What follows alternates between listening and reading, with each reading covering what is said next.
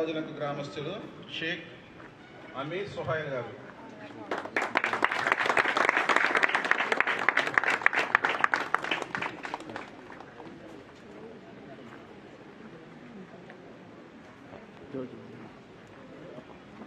అమీర్ సుహైల్ గారు మన కొమరాజులంక గ్రామం, రావులపాలెం మండలం.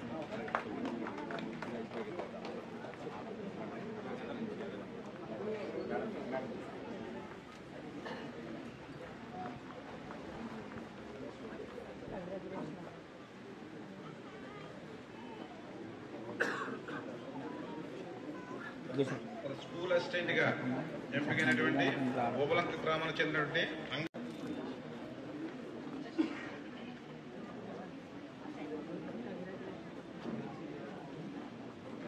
గుత్తుల చంద్రశేఖర్ గారు, కొమరాజులంక రావులపాలెం.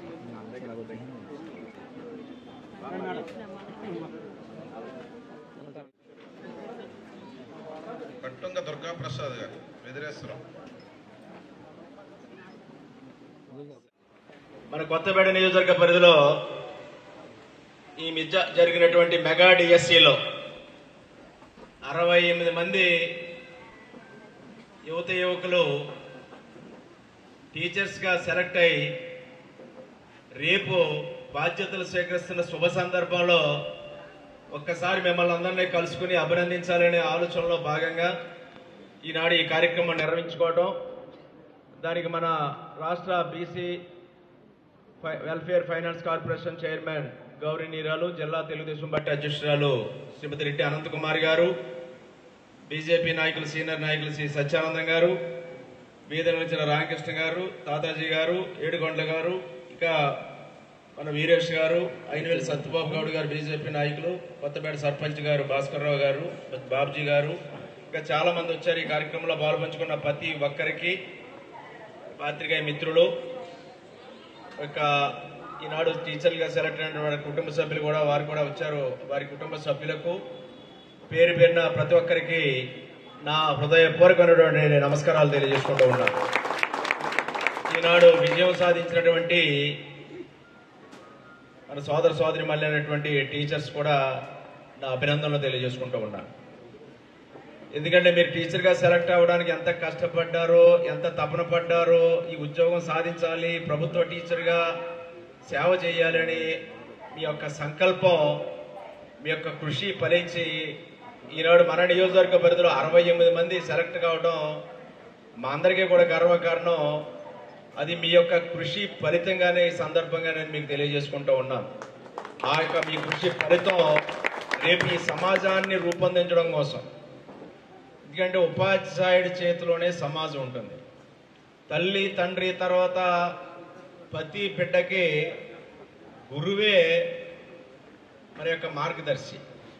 తల్లి తండ్రి బిడ్డను సాగితే ఆ బిడ్డను రేపు సమాజానికి ఉపయోగపడే భావి భారత పౌరుడిగా ఏ లక్ష్యంతో రేపు ఆ బిడ్డ బాగా చదువుకుని చక్కటి పునాది ఏర్పడి ముందుకెళ్లాలనేది రూపొందించే బాధ్యత ఈ సమాజంలో చాలా మంది పాత్రదారులు. ఎమ్మెల్యే గారు ఉంటాడు, లేదా ఎస్పీ గారు ఉంటారు, కలెక్టర్ గారు ఉంటారు, లాయర్ గారు ఉంటారు, వ్యాపారస్తులు ఉంటారు, పారిశ్రామికవేత్తలు ఉంటారు, అందరు శాఖల ఉద్యోగులు ఉంటారు.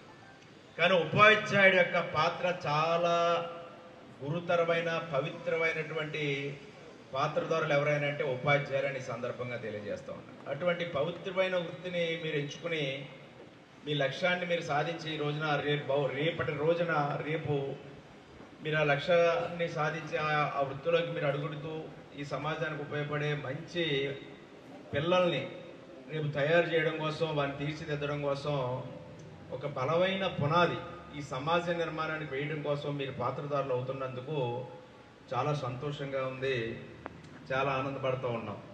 ఎందుకంటే మన నియోజకవర్గంలో చాలా మంది ఈ అవకాశాన్ని, నేను కూడా 68 మంది అంటే మిగతా నియోజకవర్గాల కంటే బాగానే మన వాళ్ళు ఎక్కువ సాధించారని నేను అనుకుంటా ఉన్నా. చాలా తక్కువ సంఖ్య కాదు 68 మంది అంటే.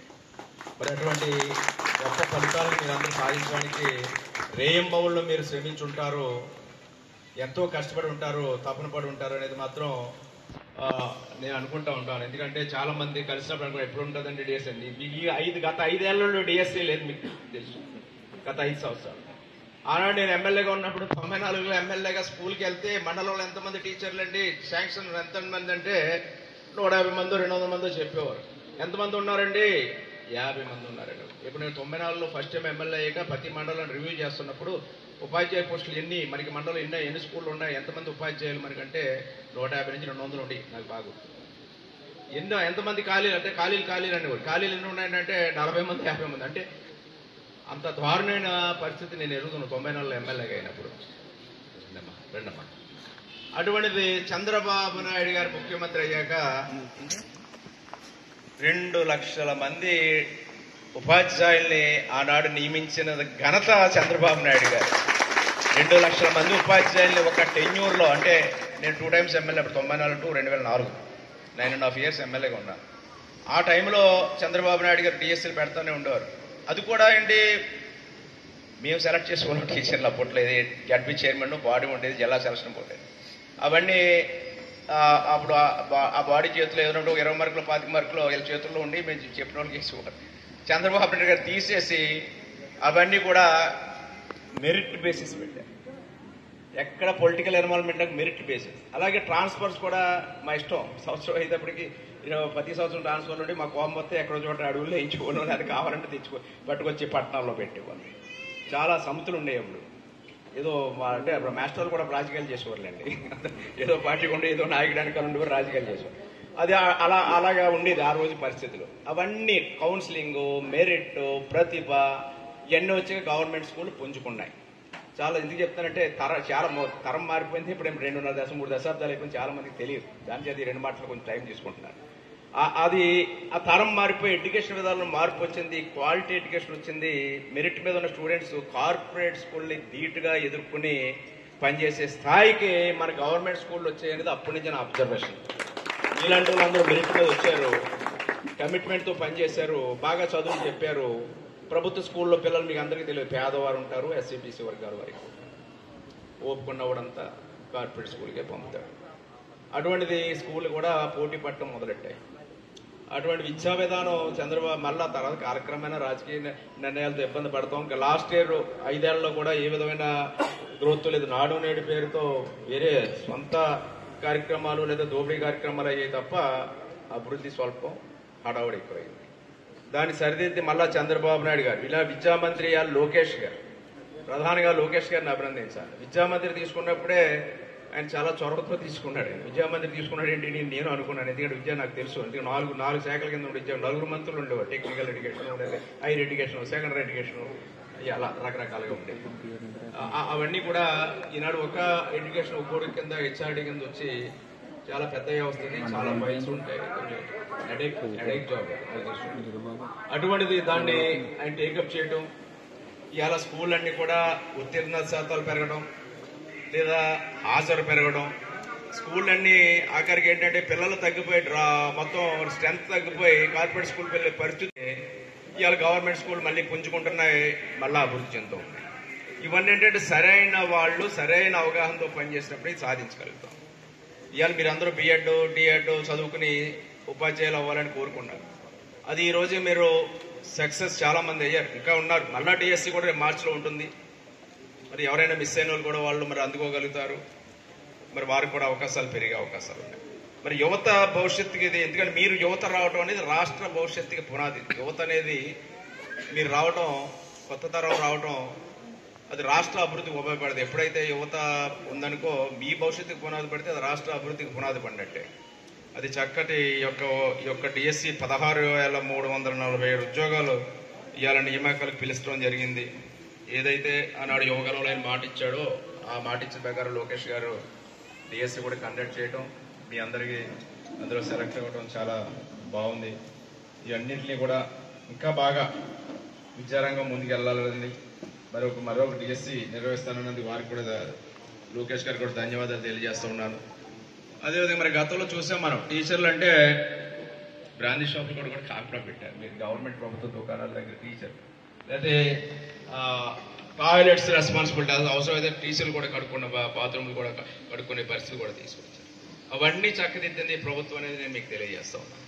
వీటికి తగ్గట్టుగా మీరు కూడా మరి ఇక్కడ ఏదైతే డిఎస్సి టెట్ మళ్ళీ నిర్వహిస్తానన్నారు, ఇవన్నీ మరి ఒక ప్రభుత్వం పరమైన కృషి ప్రభుత్వం జరుగుతూ ఉంది. అనేక సంస్కరణలు వచ్చాయి. ఇంకా చాలా టీచర్స్ మన జూనియర్ కాలేజీ 3619 కాంట్రాక్ట్ లెక్చర్స్ని పునరుద్ధరణ చేశారు. 90 మంది ఎస్టీ యువత ఉపాధ్యాయులు వేశారు. కస్తూర్బా గాంధీలో బాలికల విద్యాలయాల్లో 729 నాన్ టీచింగ్ స్టాఫ్ని భర్తీ చేశారు. 476 గవర్నమెంట్ కాలేజీల్లో ఈ యొక్క సిబ్బంది 700 మంది సిబ్బందిని కూడా చేయటం జరిగింది. మరి ఈ యొక్క విద్యారంగం కూడా పరిడివిలతో రోజులు దగ్గరకు వచ్చాయి. మనకి ఈ విద్యారంగం గవర్నమెంట్ స్కూల్లో చదువుకోవడం అనేది అవసరం లేదు, లేదా తల్లికి వందనం ఇస్తున్నారు, చదువుకునే పిల్లలకు కొంత ప్రభుత్వ సహాయం వచ్చింది, కార్పొరేట్ స్కూల్లోనే ఎక్కడో చదివించుకుందాం అనే ఆలోచనలో మళ్ళా పిల్లల తల్లిదండ్రులు ఆలోచించే పరిస్థితి ఈనాడు ఈ ప్రభుత్వం తీసుకొచ్చింది. దానికి మరి గతంలో 2019 ముందు నీతి ఆయోగ్ అనేది మనకి కేంద్ర ప్రభుత్వం యొక్క సంస్థ. మరి గత ప్రభుత్వం 2019కు 3వ స్థానంలో ఉంటే మన విద్యారంగం అది 19వ స్థానానికి పడిపోయింది 2024 నాటికి. ఇది మన దేశంలోనే మన రాష్ట్రం ముందులో ఉండేది. అటువంటి మళ్ళా మన మొదటి స్థానాల్లోకి రావడానికి ఇప్పుడు లోకేష్ గారి యొక్క సంస్కరణలు కూడా ఉపయోగపడాలని, ఎందుకంటే ఈ సమాజాన్ని రూపొందించే రూపకల్పన చేసే పెద్దల్లో మీరు, తల్లి తండ్రి తర్వాత గురుతరమైన బాధ్యతలో ఉన్న మీరు, అంటే మన ఉపాధ్యాయ లోకం ఇదంతా కూడా ఈ యొక్క ముందడుగు వేయాలని, ఇక్కడ గురు బ్రహ్మ గురు విష్ణు గురు సాక్షాత్ పరబ్రహ్మ తస్మై గురువే నమః మనందరూ మొట్టమొదటిగా అక్కడి నుంచే బయలుదేరుతాం.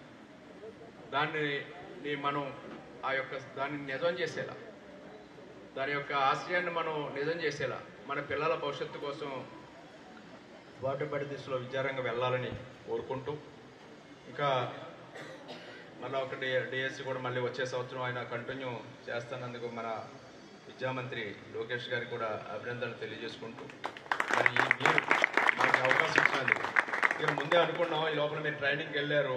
మొదట్లో నాకు కొంచెం బిజీగా ఉండడం వల్ల నేను ప్లాన్ చేసుకోలేకపోయాను. తర్వాత మీరు ట్రైనింగ్కి వెళ్ళారు. మళ్ళీ మీరు మొన్న వచ్చారన్నారు.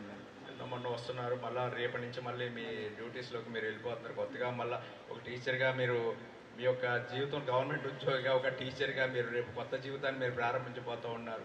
ఆ సందర్భంగా ఒకసారి కలవాలని నేను మిమ్మల్ని ఆహ్వానించడం, ఎంతో అభిమానంతో పిలిచినందుకు, మీరు వచ్చి ఇచ్చేసినందుకు మీ ఒక్కరికి నా హృదయపూర్వకమైనటువంటి కృతజ్ఞతలు తెలియజేసుకున్నాను. ఆ యొక్క సత్కారం కాదు, ఏదో మాకు అభినందన అంతే. దీనివల్ల ఏదో కాదు, మీ ఒక ఇన్స్పిరేషన్. మీరందరూ సాధించారు. ఒక టీచర్గా మీరు మీ జీవితాల్లో రేపటి నుంచి స్థిరపడిపోతూ ఉన్నారు. ఆ సందర్భంలో మిమ్మల్ని ఒకసారి గౌరవించుకోవడం మా బాధ్యతగా భావించి పిలిచిన వెంటనే వచ్చిన మీకు ధన్యవాదాలు తెలియజేసుకుంటూ ఈ యొక్క కార్యక్రమాన్ని ప్రారంభిస్తాం. మీరందరూ సహకరించవలసిందిగా, స్వీకరించవలసిందిగా కోరుకుంటాను. Thank you.